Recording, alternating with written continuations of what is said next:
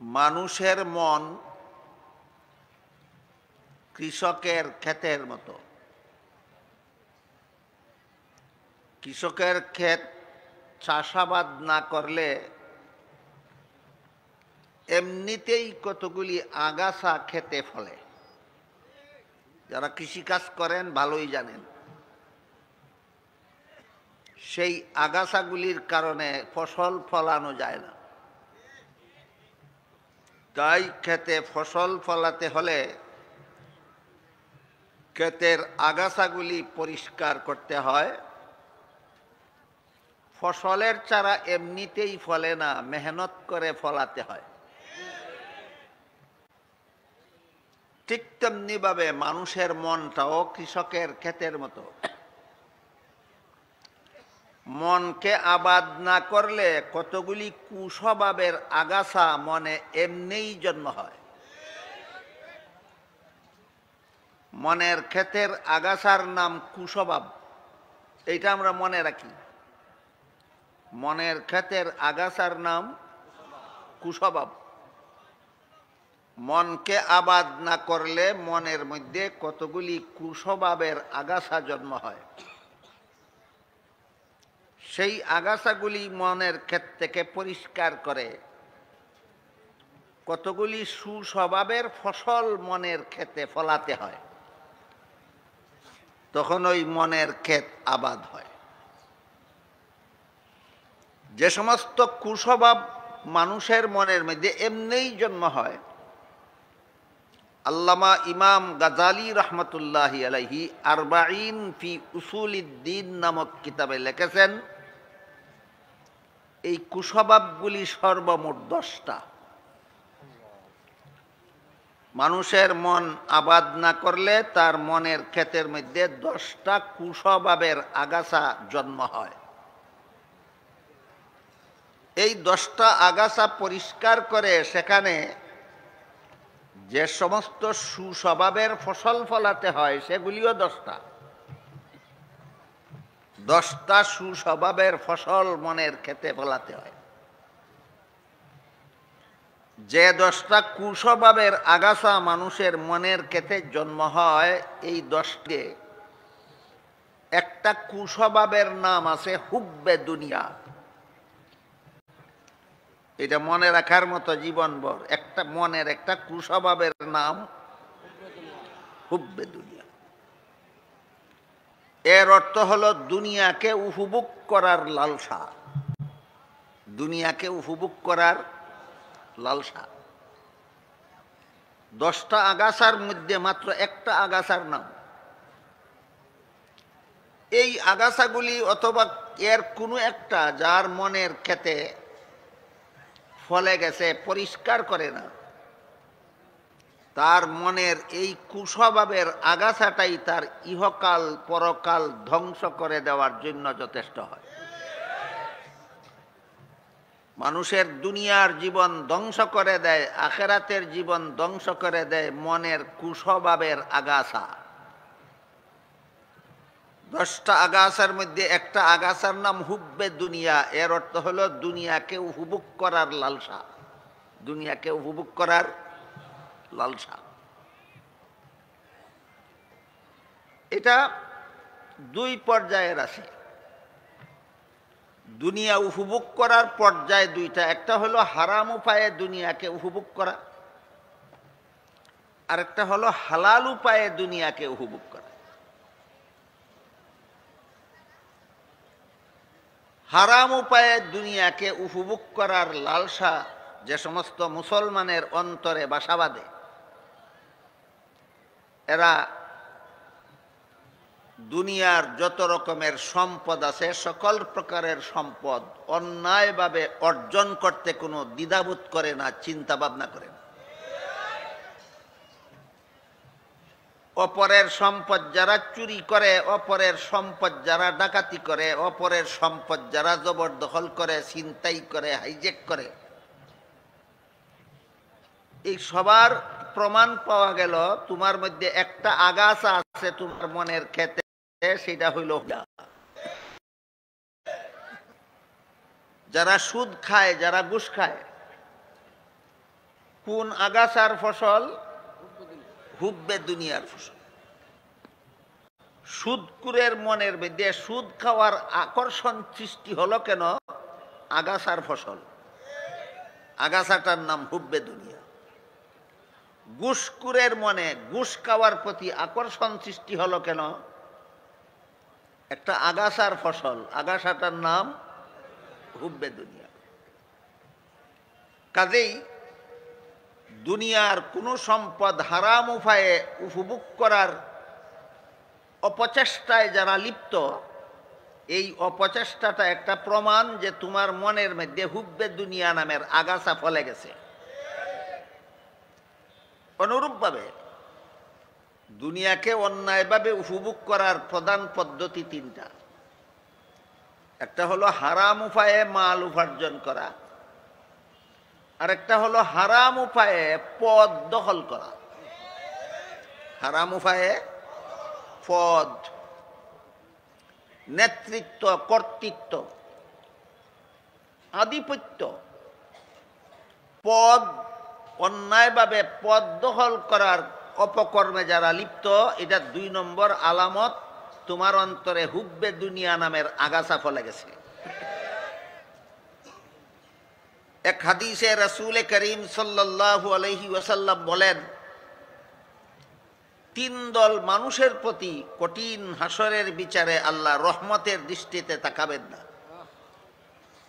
এর মধ্যে এক দলের পরিচয় হলো আম্মা কাউমান ওয়াহুম লাহু কারিহুন। লোকে তারে অযোগ্যতার কারণে পদটা দিতে চায় না। অযোগ্যকে পদে দিলে সে উপকার না করে ক্ষতিই করবে। এজন্য এই অযোগ্যকে লোকে পদটা দিতে চায় না, কিন্তু সে ছলে বলে কলে কৌশলে পদটা দখল করে নিয়েই যায়। রাসূল বলেন, এমন পদ দখলকারীর প্রতি হাসরের মাঠে আল্লাহ রহমতের দৃষ্টিতে তাকাবেন না। এটা 2 নম্বর আলামত তোমার অন্তরে একটা আগাছা ফলেছে। আগাছাটার নাম হুব্বে দুনিয়া। আগাছাটার নাম হুব্বে দুনিয়া। 3 নম্বর আলামত, যাদের অন্তরে হারাম উপায়ে হুব্বে দুনিয়া আছে, এদের 3 নম্বর আলামত হলো এরা যে কোনো উপায়ে মহিলাদের উপভোগ করার অপচেষ্টায় লিপ্ত থাকে। আর এই অপচেষ্টা বাস্তবায়ন করার সবচেয়ে বড় অপকৌশল হলো একটা স্লোগান। সেই স্লোগানটা হলো নারী পুরুষ সমান অধিকার। যারা নারী পুরুষ সমান অধিকার বলে, তারাও জানে অধিকার সমান নয়। বলে কেন? উপভোগের অপকৌশল, উপভোগের ব্যবস্থা করার অপকৌশল। ওরা জানে কিভাবে? যে সমস্ত লোকেরা নারী পুরুষের সমান অধিকার বলে স্লোগান দেয়, এদের ঘরে কি সন্তানাদি হয় না? একটা সন্তান নিজের স্ত্রীর পেটে দিয়া আর একটা সন্তান নিজের পেটে নেয়? নিতে পারে? পারে না।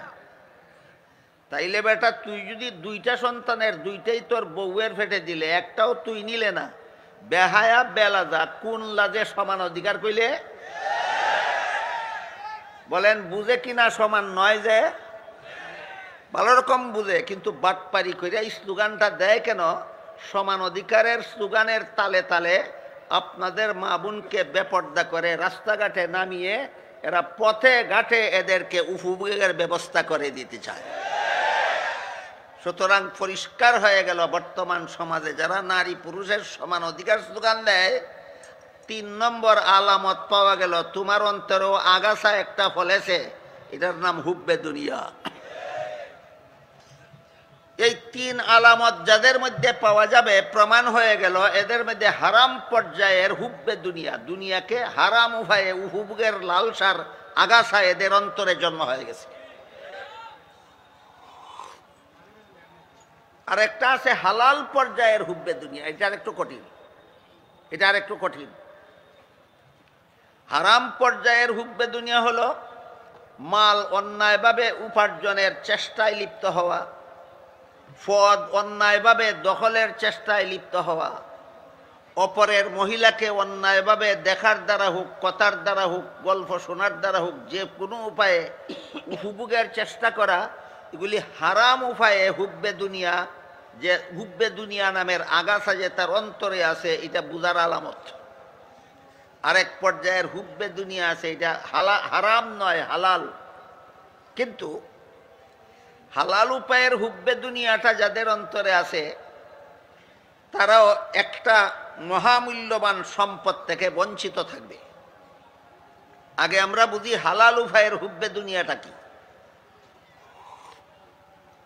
ধরেন আমার যে পরিমাণ সম্পদ আল্লাহ দান করেছেন, একটা কথার কথা, এর দ্বারা আমার সংসার ভালোভাবেই চলে। যেভাবে চলেছি আশা করা যায় মরন্ত এই সম্পদের দ্বারা আমার সংসার ভালোভাবেই চলবে। কিন্তু তারপরও আমি সম্পদ আরো বেশি উপার্জন করার চেষ্টা করি হালাল উপায়ে। এবার হারাম উপায়ে না হালাল উপায়ে? হালাল উপায়ে। যে পরিমাণ সম্পদ আমার আছে, এর দ্বারা সংসার ভালোভাবেই চলে, আশা করা যায় মরণ পর্যন্ত ভালোভাবেই চলবে। তারপরও আমি হালাল উপায়ে সম্পদ আরো উপার্জন করতে চাই। কেন? উদ্দেশ্যটাকে ঠিক করতে হবে। যদি উদ্দেশ্য হয় দ্বীনের খেদমতের জন্য, তাহলে এটা হুব্বে দুনিয়ার মধ্যে গণ্য হবে না। যদি উদ্দেশ্য হয় গরিবকে সেবা করার জন্য, সেটাও হুব্বে দুনিয়ার অন্তর্ভুক্ত গণ্য হবে না। আর যদি উদ্দেশ্য হয় যে আমার যে পরিমাণ সম্পদ আছে, এর দ্বারা আমি যেভাবে জীবনযাপন করেছি চলছে ভালো, ঠিক আছে, কিন্তু আরো বেশি হালাল উপায়ে রুজি করতে চাই, দুনিয়াতে আরো মজায় খাওয়ার জন্য, আরো আরামে থাকার জন্য। বলুন, গরিবকে সাহায্য করার জন্য না দ্বীনের কাজে, না আরো মজায় খাওয়ার জন্য? আরো আরামে দুনিয়াতে থাকার জন্য। যে হালাল পর্যায়ের হুব্বে দুনিয়া। হারাম পর্যায়ের হুব্বে দুনিয়া না হালাল পর্যায়ের? হালাল পর্যায়ের হুব্বে দুনিয়া। এই হুব্বে দুনিয়াটা হারাম না হলেও, হালাল হলেও, এই রকম হুব্বে দুনিয়া যাদের অন্তরে থাকবে, যতক্ষণ পর্যন্ত হালাল পর্যায়ের হুব্বে দুনিয়ার আগাছা মন থেকে পরিষ্কার না করবে, ততক্ষণ পর্যন্ত সে আল্লাহর ওলি হতে পারবে না। কি হতে পারবে না? আল্লাহর ওলি হতে পারবে।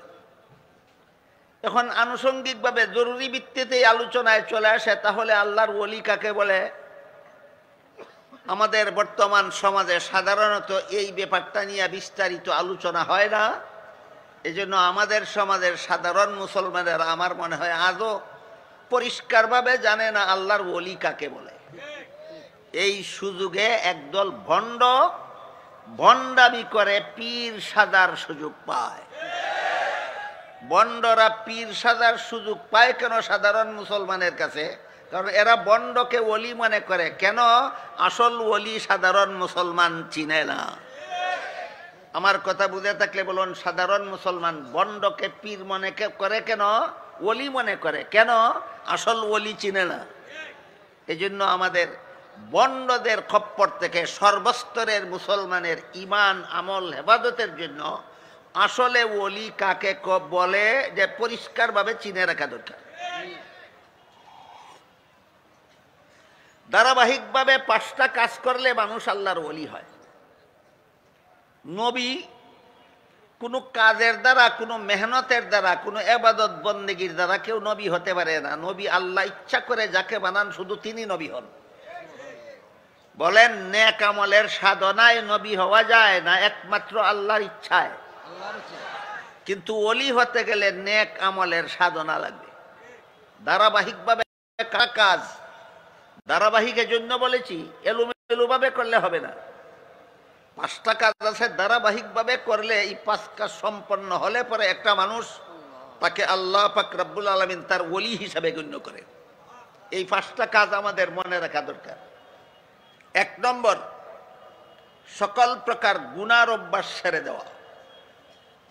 যে 5 কাজের দ্বারা কোনো মুমিন বান্দা আল্লাহর ওলি হতে পারে, এই 5 কাজের প্রথম কাজ হইল সকল প্রকার গুনার অভ্যাস ছেড়ে দেওয়া। এখন গুনার হিসাব দিতে গেলে রাত পোহায় যাবে, হিসাব শেষ হবে না। গুনাহ কি পরিমাণ গুনায় যে আমরা মুসলমান বর্তমান সমাজে লিপ্ত আছি, হিসাব দিয়ে শেষ করা যাবে না। বরং কতগুলি গুনাহ এমন আমাদের সমাজে চালু আছে যে এই গুনাহগুলি করতে করতে করতে করতে মুসলমানের মন মানসিকতা, মাদ্রাসার অনেক ছাত্রদের মন মানসিকতা, অনেক নবীন আলেম ওলামাদের মন মানসিকতা এমন পচা গান্দা হয়ে গেছে যে এরা এখন গুনাহটারে গুনাই মনে করে। এই সমস্ত গুনার মধ্যে একটা গুনার নাম হইল গান। কি? গান। গান হারাম, গান হারাম। এই গান নিয়ে যে মুসলমান ব্যস্ত আছে, এটা যে হারামি কথা মনেই নাই। এত সূক্ষ্ম পথে গান আলেম সমাজে ঢুকতেছে, এই পথটা আমি আপনাদেরকে দেখাইয়া দিই। আধুনিক সমাজে একটা বিশাল ফতুয়ার গ্রন্থ রচিত হয়েছে। ফতুয়ার কিতাবটার নাম হইল জামিউল ফাতাওয়া। এই কিতাবের বাংলা অনুবাদও হয়েছে। যারা মূল কিতাবের ভাষা বুঝবেন না, অনুবাদটা দেখে নিতে পারেন। সেখানে লেখা আছে ইসলামী সঙ্গীত সম্পর্কে শরীয়তের বিধান। জবাবে লেখা হয়েছে সঙ্গীত কোনোদিন ইসলামী হয় না, আর ইসলামে কোনোদিন সঙ্গীত গাওয়া হয় না। সঙ্গীত এটা ইসলামের পরিভাষাই নয়, সঙ্গীত হইল গানাদারদের পরিভাষা। সঙ্গীত ইসলামী পরিভাষা না। ইসলামী শব্দ জুড়ে দিলেই সঙ্গীত ইসলামী হয়ে যায় না। ইসলামী শব্দ গানের মধ্যে জুড়ে দিলেই গান কোনোদিন ইসলামী হয়ে যায় না।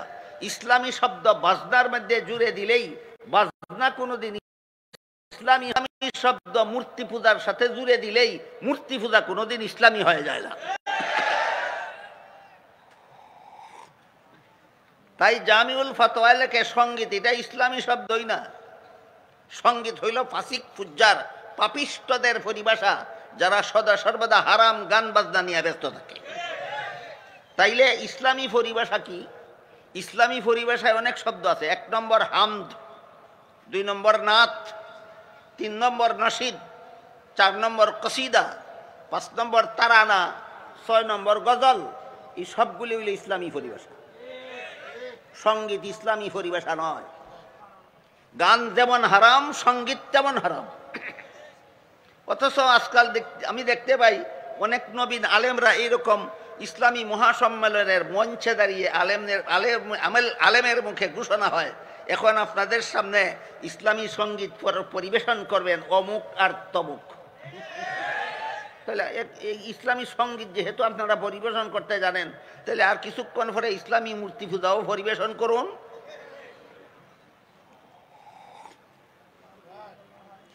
যে সমস্ত গানকে এখন আর কিছু মুসলমান গানই, যে সমস্ত গুনাহকে এখন আর কোনো মুসলমান গুনাই মনে করে না, এর মধ্যে একটা গুনাহ হইল এই গানের গুনাহ, সঙ্গীতের গুনাহ।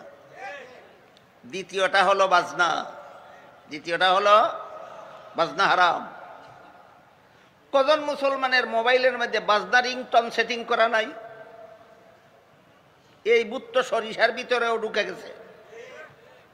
এর চেয়ে খুলাসা করে বলা উচিত হবে না আমার মনে হয়। নিজের মোবাইলের মধ্যে বাজনা রিংটন সেটিং করা হারাম। এই বাজনা রিংটন সেটিং করা মোবাইল নিয়ে মসজিদে ঢুকা ডাবল হারাম।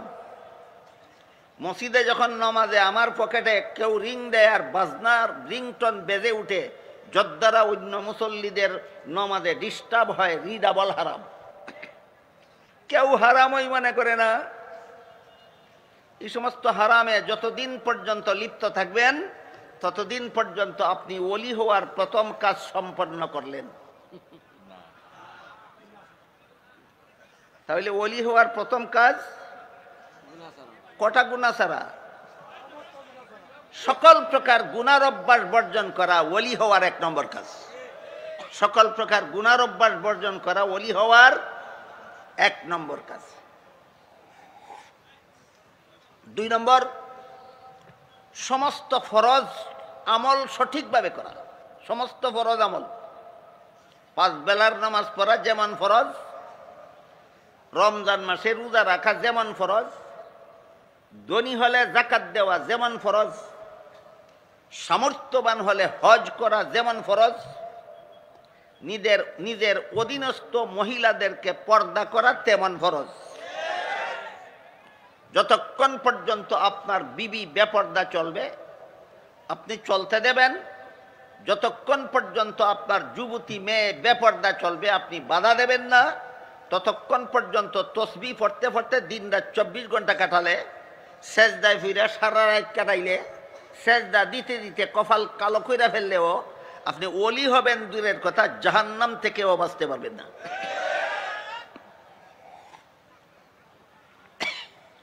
ওলি হওয়ার প্রথম কাজ কিছু গুনার কিছু অভ্যাস ছেড়ে দেওয়া, না সকল গুনার অভ্যাস? দ্বিতীয় কাজ কিছু ফরজ আমল করা, না ফরজ আমল? তৃতীয় কাজ সমস্ত ওয়াজিব আমল ঠিক মতে করা। তৃতীয় কাজ সমস্ত ওয়াজিব আমল ঠিক মতে করা। ঈদের নামাজ ওয়াজিব, বিতিরের নামাজ ওয়াজিব। চারো মাযহাব মত পুরুষের জন্য কমপক্ষে এক মুষ্টি পরিমাণ লম্বা দাড়ি রাখা ওয়াজিব। সুন্নত বলা হয় তরিকা অর্থে। এই যে একটা কথা প্রসিদ্ধ আছে, দাড়ি নবীর সুন্নত, মানে নবীর তরিকা। এখানে সুন্নত তো তরিকা, ওয়াজিবের বিরুদ্ধে টানা। চারো মাযহাব মত কমপক্ষে এক মুষ্টি পরিমাণ দাড়ি রাখা ওয়াজিব। হানাফি মাযহাব মতে ওয়াজিব, শাফি মাযহাব মতে ওয়াজিব, মালিকি মাযহাব মতে ওয়াজিব, হাম্বলি মাযহাব মতে ওয়াজিব। এক মুষ্টির ভিতরে দাড়ি কাটা আর একটা গুনাহ। এক মুষ্টির ভিতরে দাড়ি কাটা এই যে ওয়াজিব লঙ্ঘন, এর দ্বারা গুনাহ হয়। সুতরাং আপনি এক মুষ্টির কাটলে জীবনভর তাহাজ্জুদের নামাজ পড়েও আল্লাহর ওলি হতে পারবেন না। প্রতিদিন 24 লক্ষ তসবিহ পড়েও আপনি আল্লাহর ওলি হতে পারবেন না, আপনি ওয়াজিব লঙ্ঘন করে চলেছেন। এই জন্য ওলি হওয়ার 3 নম্বর শর্ত হলো সমস্ত ওয়াজিব আমল ঠিক মতে করতে হবে। 4 নম্বর, সমস্ত সুন্নতে মুআক্কাদা আমল ঠিক মতে করতে হবে। 4 নম্বরটা কি? সুন্নতে মুআক্কাদা। জোহরের 4 রাকাত ফরজ নামাজের আগে 4 রাকাত সুন্নত নামাজ আছে, এটা সুন্নতে মুআক্কাদা। এরপর জোহরের 4 রাকাত ফরজ নামাজের পরে আরো 2 রাকাত সুন্নত আছে, এটাও সুন্নতে মুআক্কাদা। শুধু তারাবির 20 রাকাত নামাজ সুন্নতে মুআক্কাদা নয়। কি জানেন আপনারা? তারাবির 20 রাকাত নামাজও সুন্নতে মুআক্কাদা। তারাবির 20 রাকাত নামাজও সুন্নতে মুআক্কাদা। যারা তারাবির 20 রাকাত সুন্নতে মুআক্কাদা মানে না, যারা তারাবির 20 রাকাত সুন্নতে মুআক্কাদা পড়াকে অভ্যাসে পরিণত করে না, এরা আর যাই কিছু হোক আল্লাহর ওলি হতে পারে না। এইভাবে সমস্ত সুন্নতে মুআক্কাদা যথাযথভাবে আমল করা হইল আল্লাহর ওলি হওয়ার কথা। 4 নম্বর কাজ হয়ে গেল ওলি। 4 কাজে ওলি হয় না 5 কাজে? 5 নম্বরটা আমি একটু পরে বলতে চাই। এই 4 কাজে ওলি হয় না কেন, এই জন্য আগে এটা বোঝা দরকার। আপনি গুনার অভ্যাস সেরে দিলেন জাহান্নাম থেকে বাঁচার স্বার্থে না বিনা স্বার্থে? ফরজ ওয়াজিব আমল করলেন জান্নাত পাওয়ার স্বার্থে না বিনা স্বার্থে? সুন্নতে মুআক্কাদা আমল করলেন নবীর শাফাআত পাওয়ার স্বার্থে না বিনা স্বার্থে? স্বার্থে। স্বার্থের ইবাদতের দ্বারা ওলি হওয়া যায় না। স্বার্থের ইবাদতের দ্বারা স্বার্থ হাসিল হয়, আল্লাহর বন্ধু হওয়া যায় না। ওলি মানি বন্ধু, ওলি মানি বন্ধু। গুনার অভ্যাস ছেড়ে দিয়েছেন জাহান্নাম থেকে বাঁচার স্বার্থে, এর দ্বারা আপনি ওলি হতে পারবেন না। ফরজ ওয়াজিব আমল করেছেন জান্নাত পাওয়ার স্বার্থে, এর দ্বারা আপনি ওলি হতে পারবেন না। সুন্নতে মুআক্কাদা আমল করে চলেছেন আপনি নবীর শাফাআত পাওয়ার স্বার্থে, এর দ্বারা আপনি ওলি হবেন। ওলি হওয়ার জন্য 5 নম্বরটা লাগবে। সহিহ বুখারী শরীফের হাদিসে উল্লেখ আছে, আল্লাহর রাসূল সাল্লাল্লাহু আলাইহি ওয়াসাল্লাম 5 নম্বরটা বলে দিয়েছেন, যেই ব্যক্তি নফল কাজকে নিজের অভ্যাস বানায়, আল্লাহ নফল বন্দেগীকে যে নিজের অভ্যাস বানায়, আল্লাহ তাকে আল্লাহর বন্ধু বানায়। এই বন্ধু হইল আল্লাহর ওলি। নফল বন্দেগী না করলেও জাহান্নাম থেকে বাঁচা যায়, ফরজ ওয়াজিব আমল না করলেও জান্নাত পাওয়া যায়, সুন্নতে নফল নামাজ না পড়লেও জাহান্নাম থেকে বাঁচা যায়, নফল বন্দেগী না করলেও জান্নাত পাওয়া যায়, নফল বন্দেগী না করলেও নবীর শাফাআত পাওয়া যায়। তাহলে একটা মানুষ নফল বন্দেগী করে কেন? নিজের স্বার্থে নয়, শুধু মালিককে খুশি করার জন্য। মালিককে খুশি করার জন্য বন্দা যেই বন্দেগি করে, এই বন্দেগির কারণে আল্লাহ ওই বন্দাকে আল্লাহর ওলি বানায়। কত নম্বরে ওলি হয়? 5 নম্বরে। কত নম্বরে ওলি হয়? 5 নম্বরে। যেই বন্ডয় গাঞ্জা খায়, যেই বন্ডয় মাজারও গিয়া বাবারে সেজদা করে, না এমন বন্ড নাই বাংলাদেশে? গুনার অভ্যাস সাল না কুফুরি সিরিকি বেদাত গুনায় লিপ্ত, নমাজ নাই, রোজা নাই, ফর্দা নাই, ফুসিদা নাই, এইসব কথা বললে কেমন শয়তানি প্রশ্ন করে, চিন্তা করে দেখুন। ওই যে মৌলবী কয় নমাজ রোজা লাগবে জান্নাতে যাইতে হইলে, মৌলবীরে জিজ্ঞাসা করো গিয়া যে ইবাদত বন্দেগীর দ্বারা জান্নাতে যাওয়া যাবে না আল্লাহর দয়ায় যেতে হবে। এটা একটা কঠিন মশালা আছে, আমি ক্লিয়ারলি বলার মতো সময় আমার হাতে নেই। একটা কঠিন মশালা আছে, জান্নাতে যেতে হবে আল্লাহর দয়ায়। এটা আহলে সুন্নাত ওয়াল জামাতের আকীদা। আহলে সুন্নাত ওয়াল জামাতের আকীদা হলো জাহান্নাম থেকে বাঁচতে হবে আল্লাহর দয়ায়, জান্নাতে যেতে হবে আল্লাহর দয়ায়। সাথে সাথে প্রশ্ন জাগে, তাহলে নামাজ রোজা কোন কাজের? আমার যদি আল্লাহর দয়ায় জাহান্নাম থেকে বাঁচতে হয়, আমার যদি আল্লাহর দয়ায় জান্নাতে যেতে হয়, তাহলে নামাজ রোজা কোন কাজের?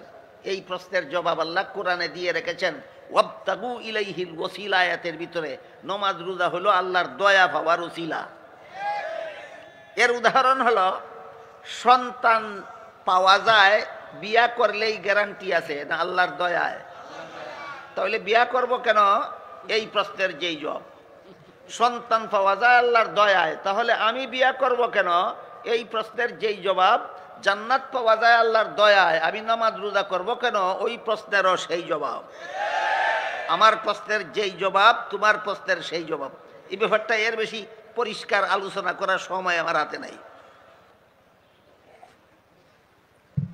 ওই বন্ডরা বাকি অর্ধেকটা বলে না, শুধু বলে জান্নাতে যেতে হবে আল্লাহর দয়ায়, এই জন্য আমরা নামাজ রোজা করি না। আর গান বাজনা হারাম যে মৌলবীরা কয়, যে শরীয়তের বিধান। মারিফত হাসিল হয়ে গেলে শরীয়তের হারাম হারাম থাকে না। আমরা মারিফতপন্থী, আমাদের জন্য গান হারাম নয়, বাজনা হারাম নয়। মৌলবীরা শরীয়তপন্থী, তাদের জন্য গান হারাম, বাজনা হারাম। আমি একটু সময়ের জন্য মেনে নিলাম মৌলবীরা শরীয়তপন্থী, এদের জন্য গান হারাম, বাজনা হারাম। এদের জন্য মহিলাদের সাথে বেপর্দা চলা হারাম। তোমরা যারা মারিফতপন্থী, তোমাদের জন্য শরীয়তের হারাম হারাম রইছে না, তোমাদের জন্য গান হালাল হয়ে গেছে, বাজনা হালাল হয়ে গেছে, মহিলাদের কি নিয়ান মাজারে নাচানাচি করা হালাল হয়ে গেছে। ভালো কথা। শরীয়তে আরো কিছু হারাম আছে, গোবর খাওয়াও শরীয়তে হারাম। তো মৌলবীদের জন্য, তোদের জন্য না। তোরা ভাত না খাইয়া গোবর খা। বলদের পেশাব পান করাও শরীয়তে হারাম। এটা মৌলবীদের জন্য, ওরা শরীয়তপন্থী, তোরা তো মারিফতপন্থী। তোদের জন্য তো বলদের পেশাব পান করা হারাম নয়, তোরা পানি না খাইয়া বলদের পেশাব খা। আমার প্রশ্নের যেই জবাব, তোমার প্রশ্নের বুঝে থাকতে বলুন। এই সমস্ত ভণ্ডদের কার্যকলাপ সত্যই আল্লাহর ওলি হওয়া আর পীর হওয়ার ব্যাপার না, ভণ্ডামি আর শয়তানি। এই জন্য বলেছি, এই ভণ্ড শয়তানদের খপ্পর থেকে সাধারণ মুসলমানের ঈমান আমল হেফাজতের জন্য বোঝা দরকার ওলি কাকে বলে, কিভাবে ওলি হয়।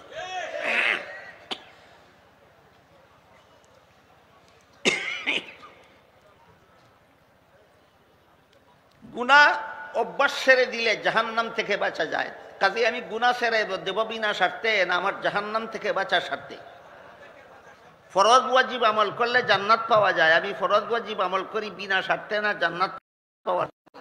সুন্নতে মুআক্কাদা আমল করলে নবীর শাফাআত পাওয়া যায়, তাই আমি সুন্নতে মুআক্কাদা আমল করি বিনা স্বার্থে না নবীর শাফাআত পাওয়ার স্বার্থে। নফল বন্দেগী না করলেও জাহান্নাম থেকে বাঁচা যায়, নফল বন্দেগী না করলেও জান্নাত পাওয়া যায়, নফল বন্দেগী না করলেও নবীর শাফাআত পাওয়া যায়। এটা করব কেন? আল্লাহকে খুশি করার জন্য। তাই হাদিস শরীফে রাসূল বলেন, যেই বান্দা নফল বন্দেগীকে অভ্যাস বানায়, সেই বান্দাকে আল্লাহ তার ওলি বানায়, আল্লাহর বন্ধু বানায়। তখন তার মুখ আল্লাহর মুখ হয়ে যায়, তখন তার হাত আল্লাহর হাত হয়ে যায়, তখন তার পা আল্লাহর পা হয়ে যায়। ওলি শব্দের বিভিন্ন অর্থ আছে, এর মধ্যে প্রধান অর্থ হইল বন্ধু। আল্লাহর ওলি মানে আল্লাহর বন্ধু। 5 কাজের দ্বারা যারা ওলি হয়, এরা আল্লাহর ওলি হয়, আল্লাহর বন্ধু হয়। পাঁচকাত ছাড়া যারা পীর হয় ওলি হয় এরা ওলি ঠিক আছে, আল্লাহর নয়, শয়তানের। বলেন পাঁচকাত ছাড়া যারা ওলি হয় কার ওলি? পাঁচকাত ছাড়া তুমি বন্ধু হয়েছো, আল্লাহর বন্ধু না, তুমি শয়তানের বন্ধু। এবার আরেকটা প্রশ্নের জবাব আমরা বোঝার চেষ্টা করি। আমি গুনার অভ্যাস ছেড়ে দিয়ে জাহান্নাম থেকে বাঁচলাম, ফরজ ওয়াজিব আমল করে জান্নাত পেলাম, সুন্নতে মুআক্কাদা আমল করে নবীর শাফাআত পেলাম, নফল বন্দেগীকে অভ্যাস বানাইলাম না, আল্লাহর ওলিও হইলাম না, অসুবিধা কি? একটা প্রশ্ন, অসুবিধাটা কি? গুনার অভ্যাস ছেড়ে দিলাম, জাহান্নাম থেকে বাঁচলাম, ফরজ ওয়াজিব আমল করলাম, জান্নাত পেলাম, সুন্নতে মুআক্কাদা আমল করলাম, নবীর শাফাআত পেলাম, নফল বন্দেগী করলাম না, আল্লাহর ওলি হইলাম না, অসুবিধা কি? প্রশ্নটা বুঝেন নাই? এই অসুবিধাটা কি? এই প্রশ্নের সংক্ষিপ্ত জবাব হইল কোনো অসুবিধা নাই, একটা সুবিধার থেকে বঞ্চিত থাকতে হবে। কোনো অসুবিধা নাই, একটা সুবিধার থেকে বঞ্চিত থাকতে হবে। এবার বুঝুন সেই সুবিধাটা কি? জান্নাতীরা জান্নাতে যত নিয়ামত ভোগ করবে, সমস্ত নিয়ামতের উপভোগে যত আনন্দ হবে, আল্লাহর সাক্ষাতের আনন্দ হবে তার চেয়ে বেশি। এবার বলুন, জান্নাতের নিয়ামত ভোগ করার আনন্দ বেশি না আল্লাহর দিদারের আনন্দ বেশি? সাধারণ মুমিন মুসলমান চার কাজ করে যারা জাহান্নাম থেকে বাঁচলো, জান্নাতে গেল, নবীর শাফাত পেল, এরা আল্লাহর সাক্ষাৎ পাবে মাঝে মধ্যে, আল্লাহর সাক্ষাৎ পাবে মাঝে মধ্যে। আর পঞ্চম কাজের দ্বারা যারা আল্লাহর বন্ধুগণ্য হলো, এরা জান্নাতে আল্লাহর সাক্ষাৎ পাবে বারবার বারবার বারবার। তাহলে ওলি না হইলে অসুবিধা নাই, কিন্তু একটা সুবিধার থেকে বঞ্চিত থাকতে হবে, একটা সুবিধা বারবার আল্লাহর সাক্ষাৎ পাওয়ার থেকে বঞ্চিত থাকতে হবে। তাহলে চার কাজওয়ালা আর পাঁচ কাজওয়ালার মধ্যে কোনো পার্থক্য নাই, আর সত্যি আছে। এবার শুনুন, পাঁচ দ্বারা যদি আপনি আল্লাহর ওলি হতে চান, আপনি আল্লাহর বন্ধু হতে চান, তাহলে আপনার অন্তরটাকে কতটুকু হুব্বে দুনিয়া মুক্ত করতে হবে, ওইটা ছিল আমার মূল কথা। আপনার যে পরিমাণ সম্পদ আছে, এই সম্পদের দ্বারা আপনার সংসার ভালোভাবেই চলে। আশা করা যায় মরণ পর্যন্ত আর উপার্জন না হলেও আপনার সংসার ভালোভাবেই চলতে পারে এই সম্পত্তির দ্বারা। তারপরও আপনি কোটি টাকার ব্যবসা করেন, বৎসরে বৎসরে মাসে মাসে লাখ টাকা ইনকাম করেন, কেন? দরকারটা কি? যদি উদ্দেশ্য এটা হয় যে আমার সম্পদের দ্বারা আমার সংসার চলে, কিন্তু আমি আরো সম্পদ হালাল উপায়ে অর্জন করতে চাই দিনের কাজে খরচ করার জন্য, তাইলে আপনার মধ্যে দুনিয়ার উপভোগের লালসা আছে, হালাল উপায়ে গণ্য করা যাবে না। অথবা যদি আপনার উদ্দেশ্য হয় আমি কোটি কোটি টাকা আরো রুজি করতে চাই গরিবদেরকে সাহায্য করার জন্য, তাহলে আপনার অন্তরের মধ্যে হুব্বে দুনিয়া জায়েজ পর্যায়েরটা আছে, গণ্য হবে না। কিন্তু যদি আপনার উদ্দেশ্য থাকে আমি আরো কোটি কোটি টাকা রুজি করতে চাই, গরিবকে সাহায্য করার জন্য নয়, দিনের কাজে ব্যয় করার জন্য নয়, আমি আরো উন্নত মানের জীবনযাপনের জন্য দুনিয়াতে যতদিন বাঁচি আরো মজায় খাওয়ার জন্য, আরো আরামে থাকার জন্য আমার আরো রুজি চাই, আরো উপার্জন চাই, আরো ধন সম্পদ চাই, আপনার অন্তরে হালাল পর্যায়ের হুব্বে দুনিয়া রয়ে গেছে। এই হুব্বে দুনিয়ার কারণে আপনি জাহান্নামে যাবেন না, কিন্তু এই হুব্বে দুনিয়ার কারণে আপনি নফল বন্দেগী করেও আল্লাহর ওলিতে পরিণত হতে পারবেন না। তাহলে নফল বন্দেগী করে আল্লাহর ওলি হইতে গেলে এই অতিরিক্ত হুব্বে দুনিয়ার থেকেও মনটাকে পবিত্র করতে হবে কিনা? মনটাকে পবিত্র করতে হবে। এখানে আমি একটা আনুষঙ্গিক কথা বলি। আমি অতীত জীবনে দেখেছি আমাদের আকাবিরিন বুজুর্গানে দিন ইসলামী সভা সমিতিতে জনগণকে যারা ওয়াজ নসিহত করতেন, তাদেরকে কেউ বক্তা বলতেন না, বলতেন ওয়াইজ। বক্তা বলতেন না, ওয়াইজ বলতেন। বক্তা এর ওয়াইজে বেশ কম আছে। বক্তা হিন্দু হইতে পারে, বক্তা হিন্দু হইতে পারে, বক্তা মহিলাও হতে পারে, বক্তা একটা বেনামাজিও হতে পারে, বক্তা একটা সুদকুর ঘুষকুর মদকুরও হতে পারে, ওয়াইজ এরা হতে পারে না। একমাত্র দিনদার ছাড়া কেউ ওয়াইজ হতে পারে। কিন্তু বর্তমান সমাজে যেমন ভাবে অনেক আলেমরাও ইসলামী সঙ্গীত কয়, ঠিক তেমনি ভাবে আজকাল অনেক নবীন আলেমরা ওয়াইজরারেও বক্তা কয়। ধরেন আমি এই ধরনের একজন বক্তা, আমার যে পরিমাণ সম্পদ আমার বাবা রেখে গেছেন, এই সম্পদের দ্বারা আমার সংসার ভালোই চলে, এটা কথার কথা। কিন্তু আমি একটা ওয়াজ মাহফিলে যেতে হলে প্রতি ঘন্টায় যাই না, প্রতি ঘন্টায় 1 লাখ টাকার কন্ট্যাক্ট না করে আমি কোনো ওয়াজ মাহফিলে যাই না। এই যদি আমার অবস্থা হয়, বলেন এমন বক্তা বাংলাদেশে আছে কিনা? 1 ঘন্টা বয়ান করবো, 1 লাখ টাকা দিতে হবে। কেন? তোমার বাড়িতে যে সম্পদ আছে এর দ্বারা তো তোমার সংসার ভালোই চলে। তুমি প্রতি ঘন্টা 1 লাখ টাকা দিয়ে কি করবা? যদি বলো মাদ্রাসায় দান করি, রসিদ দেখাও। রসিদ দেখাইতে না পারলে মাদ্রাসায় দান করার দাবি সত্য না মিথ্যা? মিথ্যাবাদীও আল্লাহর ওলি হয়। আর যদি বলো আমি গরিবকে দান করি, কজন গরিবরে দান করছো সাক্ষী দেখাও, যদি দেখাইতে না পারে আবার কইল মিথ্যা। যে বক্তা নিজেই মিথ্যা বলে গুনাহগার, হে জনগণকে কোন গুনার থেকে ফিরাবে? এটা তো সরিষার ভিতরের ভূত।